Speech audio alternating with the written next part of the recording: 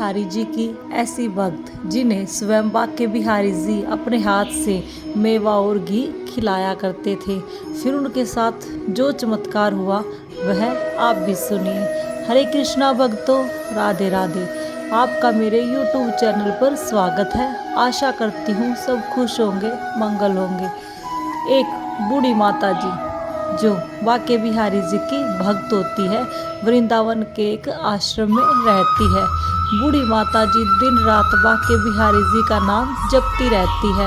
उनकी जीवा पर हमेशा बाके बिहारी नाम होता है। तो बूढ़ी माता बहुत ही ज़्यादा कोमल स्वभाव की थी। बूढ़ी माता को जब भी आश्रम का रसोइया दूध देने के लिए आता तो रसोइया क्या देखता कि माता जी कुछ चबा चबा कर खा रही हैं। जब बहुत दिन हो जाते हैं तो रसोइया माता जी से पूछ ही लेता है कि माता जी, जब मैं आपको दूध देने आता हूँ तो आप चबा चबा कर क्या खाते हो? तो बूढ़ी माता कहती है, आप दूध में मेवा ज़्यादा डाल लाते हो, मुझे उसको खाने के लिए चबाना पड़ता है। तो रसोइया सोचता है, मैं तो मावा कभी नहीं डालता, फिर बूढ़ी माता ऐसे क्यों बोल रही है कि मैं मावा ज़्यादा डाल कर लाता हूँ। फिर रसोइया ने सोचा चलो छोड़ो, कोई बात नहीं। फिर रसोइया बूढ़ी माता जी के लिए दाल रोटी लाता है और क्या देखता है कि माता जी की दाल में घी बहुत ही ज़्यादा है और ये घी आया कहाँ से? ऐसे देखकर रसोइया कसमकस में पड़ जाता है।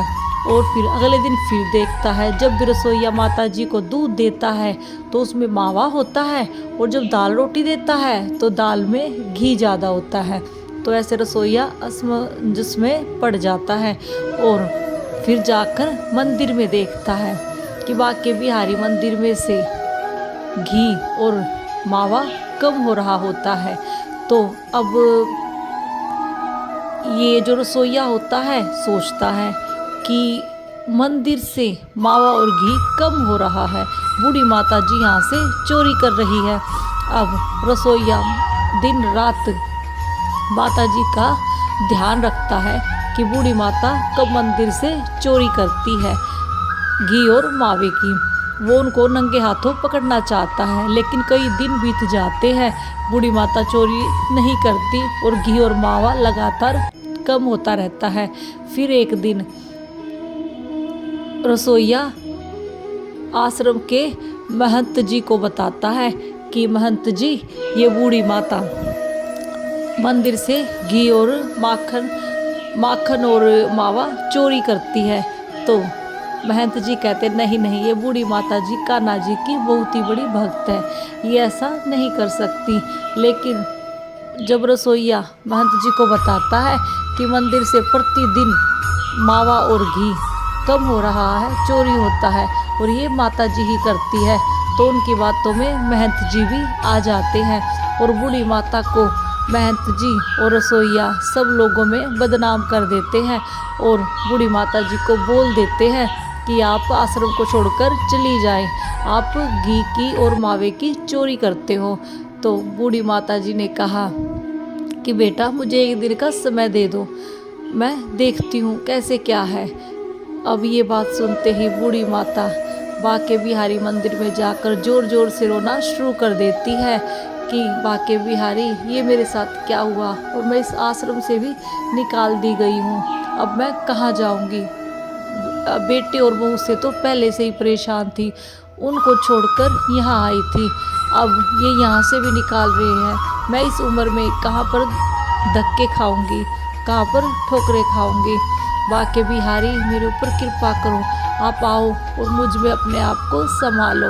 बूढ़ी माता में इतनी ज़्यादा तप होती है, इतनी ज़्यादा तपस्या की होती है कि बाके बिहारी जी को आना होता है और सबके देखते ही देखते आश्रम में एक प्रकाश कुंज उत्पन्न होता है और सब लोग क्या देखते हैं कि बूढ़ी माता की आत्मा बाके बिहारी में जाकर मिल जाती है। और ये सब देखकर कि बूढ़ी माता जी को तो घी और मावा स्वयं बाके बिहारी जी ही देते थे, तो जो रसोइया होता है उसका रो रो के बुरा हाल हो जाता है और उनके पास पछतावे के अलावा कुछ नहीं होता।